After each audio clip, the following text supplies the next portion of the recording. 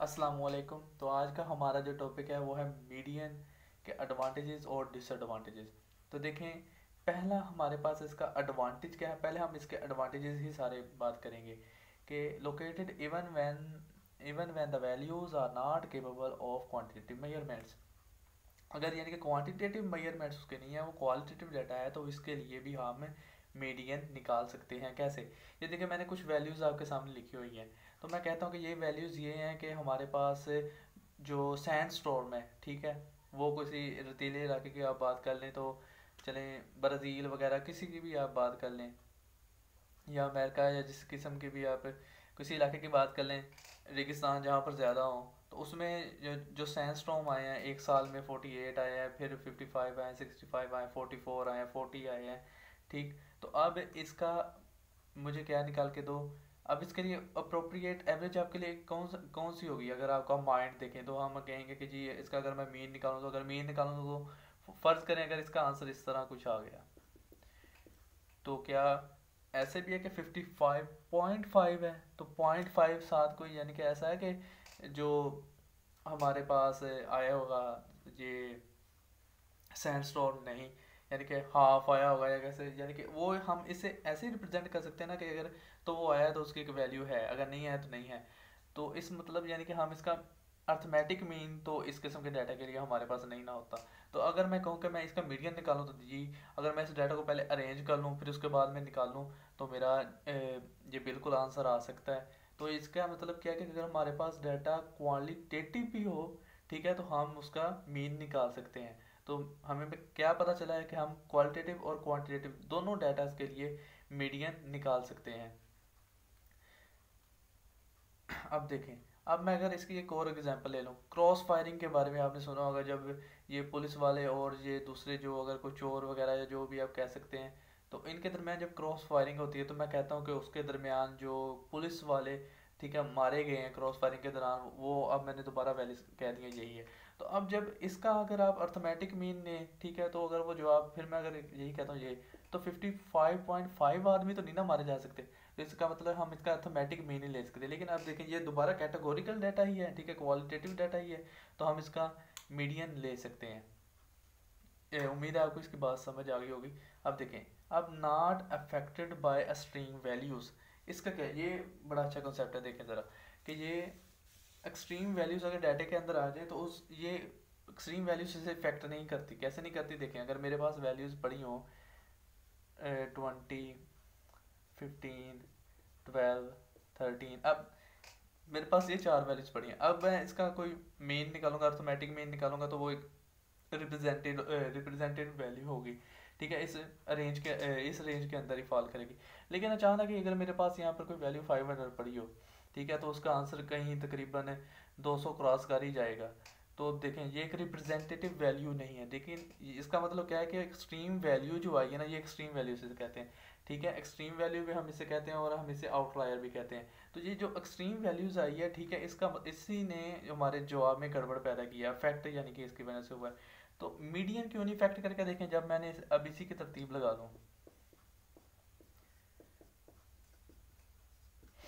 तो उसे कोई फर्क नहीं पड़ेगा, उसने कह देना कि आंसर इसका क्या है, 15 है। तो रिप्रेजेंटेटिव वैल्यू हमें वो एक अच्छी रिप्रेजेंटेटिव वैल्यू दे रहा है। तो not affected by extreme values can be computed even when a frequency distribution involves open and classes like those of income and price. अब देखें, ये भी, अब ये तो आपने कर लिया, तो मैं इसे भी थोड़ा सा रेज करता हूँ ताकि हमारे पास थोड़ी सी जगह बन जाए। देखें, क्लासेस होती है ना हमारे पास, तो हम कहते हैं कि अगर हमारे पास ओपन एंड क्लासेस हो, अगर यानी कि इस किस्म की क्लास पड़ी हो, 4,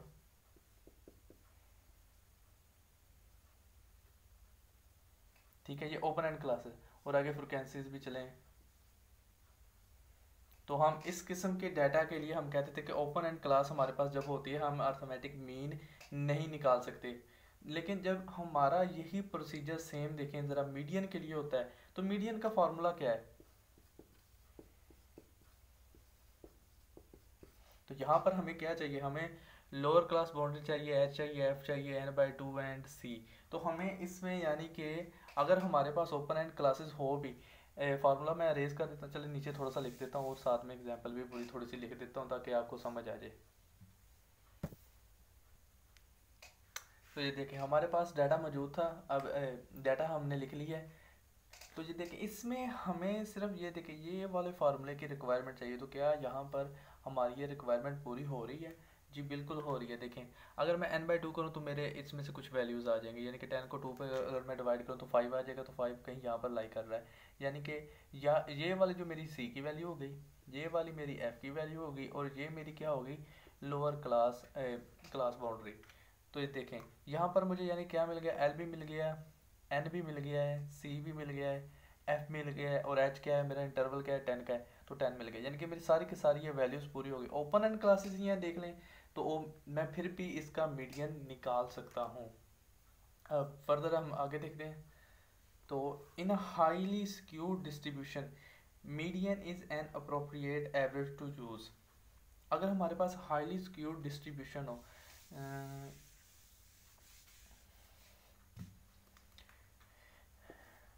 ये जो हमारी डिस्ट्रीब्यूशन होती है ना, अगर मैं ऐसे सेंटर से कट करूँ 50-50 होता है। अगर हमारे पास हाईली स्क्यूड डिस्ट्रीब्यूशन कोई इस तरह की डिस्ट्रीब्यूशन हो कि ये देखें या ये, तो इस किस्म की हमारी ये पॉजिटिव डिस्ट्रीब्यूशन थी, हाईली पॉजिटिव, और ये नेगेटिव। तो इस किस्म की अगर हमारे पास डिस्ट्रीब्यूशन है तो हमने क्या करना है, हमने मीडियन जो है अप्रोप्रिएट है यूज़ करने के लिए ये यूज़ करेंगे, ठीक है। मीन नहीं यूज़ करेंगे इस किस्म के डाटा के लिए, क्योंकि हमने अगर आप देखें तो पहले हमने इसकी advantages and disadvantages of arithmetic mean में ये पढ़ा भी है। अब जो लास्ट है वो क्या है, इजीली कैलकुलेटेड एंड अंडरस्टैंड। तो देखें अगर हमारे पास डाटा ये पड़ा था तो मैं इसके कहूँ मीडियन 3 है, तो ये कितना इजीली कैलकुलेट भी हमने कर लिया और इसे हमने अंडरस्टैंड भी कर लिया है। तो ये थे इसके एडवांटेजेस। अब हम इसके डिसएडवांटेजेस करते हैं। हाँ जी, तो अब हम इसके बात करेंगे डिसएडवांटेजेस की, ठीक है। तो नॉट रिगरसली डिफाइंड, तो इसका क्या मतलब था? इसका मतलब ये जो रिगुलसली होता है बहुत ही केयरफुली, ठीक है, बहुत ही अच्छे अंदाज से मैथमेटिकली उसे डिफाइन किया जाए, तो इसे इतने अच्छे अंदाज से नहीं किया गया। बस हम डाटा को देख के तो फट से बता सकते हैं, तो मैथमेटिकली नहीं इतना अच्छा ये है, वैसे ठीक है। तो अब देखें, not capable of leading itself to further statistical treatment. हम यानी कि इसका डाटा दिया गया वो हम उसका मीन तो निकाल लेते, मीडियन तो निकाल लेते हैं, लेकिन जो फर्दर स्टैटिस्टिकल ट्रीटमेंट है, जैसे आप देखें स्टैंडर्ड डेविएशन है, ठीक है, उसके बाद में हमने स्क्यूनेस निकालना होता है, कर्टोसिस निकालना होता है, इस किस्म की चीज़ें निकालनी होती हैं, तो ये मीडियन इतना अच्छा नहीं है कि हमें फर्दर भी यानी कि चीज़ें निकाल में मदद दे सके, ठीक है। मीडियन के हद तक ये यानी कि एक एवरेज निकालने के हद तक अच्छा है। अब देखें तीसरा, अरेंजमेंट ऑफ डाटा, ये बहुत ही इंपॉर्टेंट वाला है, ये वाला arrangement of data into an array. अच्छा, अरे क्या होती है? जब हम डाटा को एक असेंडिंग या डिसेंडिंग ऑर्डर में, एक ऑर्डर में डाटा को लिख लेते हैं डाटा सेट को, तो वो जो डाटा सेट बन जाता है उसे हम अरे कहते हैं, ठीक है। Arrangement of data into an array which can be TDS, TDS यानी कि बहुत ही थकाव वाला काम, थका देना, ठीक है, and time consuming for a large body of data. अगर हमारे पास ये देखें, अब तो मेरे पास थी ना ये तीन वैल्यूज़ 3, 5, 4, 1 एंड 2, तो जब मैंने इसे यानी कि ये तरतीब दी है तो आसान है। लेकिन अब मेरे पास होती 500 वैल्यूज़, 1000 वैल्यूज़, तो मैंने जब उसे अरेंजमेंट करना था तो मेरे तो 3-4 घंटे ही लग जाने थे अरेंजिंग करने में ही उसे।